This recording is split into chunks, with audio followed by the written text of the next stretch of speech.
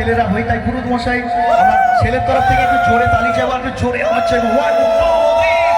পুরোহিত মশাই মন্ত্র পড়া শুরু করে।